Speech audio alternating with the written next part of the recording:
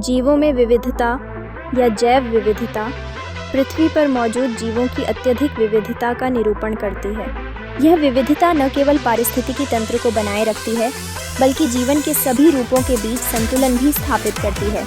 जीवों के इस विस्तृत समूह में सूक्ष्म जीवों से लेकर विशाल जानवर तक शामिल हैं, जो विभिन्न स्थानों पर अनुकूलन के माध्यम से विकसित हुए हैं। प्रकृति के विभिन्न वातावरण जैसे जंगल, समुद्र और पहाड़ हमें यह दिखाते हैं कि कैसे जीवों ने अपने अपने निवास स्थान में विशेष गुण विकसित किए हैं। उदाहरण के लिए, रेगिस्तान के जीव सूखे में जीवित रहने के लिए विशेष रूप से अनुकूलित होते हैं, जबकि समुद्री जीव जल के भीतर तैरने और खाद्य संसाधनों तक पहुंचने के लिए अनुकूल हैं।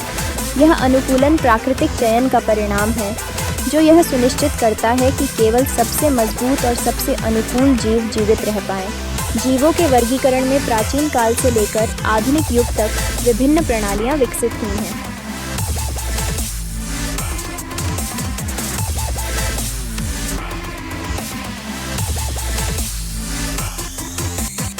आचार्य चरक द्वारा प्रारंभिक वर्गीकरण से लेकर वैज्ञानिक कार्ल लिनियस के द्विवर्गीय नामकरण जीवों को वर्गों में बांटने से यह विभागीकरण लक्षण, समानताएं और भिन्नताएं समझने में मदद मिलती है। 5 जगत का वर्गीकरण जीवों की विशेषताओं के आधार पर किया गया है, जिसमें मोनेरा, प्रोटिस्टा, कवक, पौधे और जानवर। यह वर्गीकरण न केवल जीवों की पहचान में मदद करता है, बल्कि उन्हें समझने और अध्ययन करने की प्रक्रिया को भी आसान बनाता है। प्राणी और वनस्पति के वर्गीकरण से हमें यह पता चलता है कि किस श्रेणी में कौन से जीव सम्मिलित हैं और उनके प्रमुख लक्षण क्या हैं।